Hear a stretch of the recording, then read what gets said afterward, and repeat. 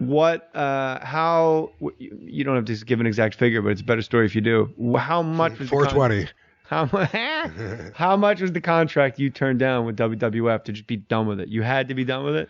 You were completely burnt out? I was, like. How many years did you do that schedule? I went in 2001, and then most of 2005 I was out with a knee injury. I had to have my ACL replaced and my meniscus fixed, so I took a full 12 months off because I have a really, high impact physical style, doing flips and spin kicks and splits, and I want to make sure I was, so then in 2006. So I guess, and then in the summer of 2006 was when my contract was up, and then I left, and they were like, so 5 years you did that grind. Very long. Like I felt like I made it out of like the Vietnam War. And you didn't ever have and this is your 2 weeks off. It was literally 52 weeks out of the year. Yep. Really? I'll tell you a story. I think the listeners are going to find that hard to believe. That's no joke. I'll tell you a story. Okay. Christmas is coming up. And we got 10 days off for Christmas, and I can't fucking wait because I haven't had any time off forever, and I'm dying, and I'm just dying and dying, and I can't wait. Oh, my God. In 4 weeks, I'm going to have a 10-day break. I can't fucking wait. Vince McMahon has a meeting and tells us that on the Christmas time, we're going to be going overseas to visit the troops in Iraq. This is going to be a volunteer, but he expects everyone to go. Yes, Rob. No, thank you. Nobody else had the balls to say that. And afterwards, they all came up to me. But it ended up being a big deal because they expect you to not say no. Afterwards, Vince has a talk with me. Rob, I understand you don't want to go to Iraq. I have absolutely no interest in going over there. I love that the other guys will go and it makes the soldiers happy. I don't feel obligated to.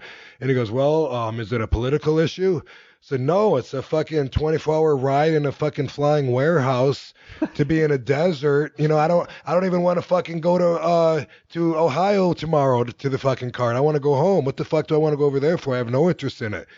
Rob, well, I appreciate that, Rob. I said, okay, thank you. But you're going to see this is going to be one of the best experiences of your life. Vince, I'm fucking burnt out. I'm so glad I got 10 days coming off. I'm looking forward to that.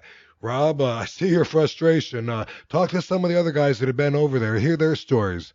I was so pissed. I literally wanted to fight Vince McMahon. Did you go? It was like no, fuck no. It was like I had to talk to Johnny Ace, who was the head of the talent or whatever, and he tried talking me into it, and I told him why. I have no interest. Fuck that. It is amazing when people don't realize. Everyone came up to me like, oh my God, I wish I could get away with that like you. I said, you can. Learn to say no, motherfucker. Yeah, and it's amazing when you have no. And you just no. It's just no. The amount of people that try to get through that city wall that you've erected, and you're like, no, you don't understand. This is a southern prison.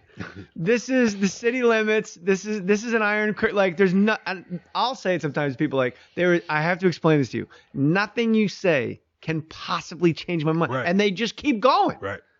Well, it got to a point where I was really offended. Why don't you go talk to the other guys? Like, oh, you know what? I had a good time. You know what? Then I will go. I didn't realize you had a good time. Yeah, exactly. Great. So it was like the next week I had to wait till he was not busy so I could talk to him about it or whatever. And I was literally thinking about fighting. I was thinking about, if it came to a point, fucking, pick a hand. You know what I mean? Because I was offended by this. I've weighed out all the other options. No matter what you can do to me, whatever consequences could come from this, I'm not going, and it offends me that you think man to man that you can force me to go to the other side of the fucking world like I'm powerless to that action. That offended me. I was like, I don't care if I get fired. I fucking hate this place anyway. It was like that. So I wasn't going. And then what happened was they were still saying I was going, and then the location got compromised and it went to a place that was less secure. So the volunteer level really became volunteer. They couldn't force everyone to go. And I said, see ya, have a good trip. But I wasn't going anywhere. Were you still the only guy that didn't go? Yeah.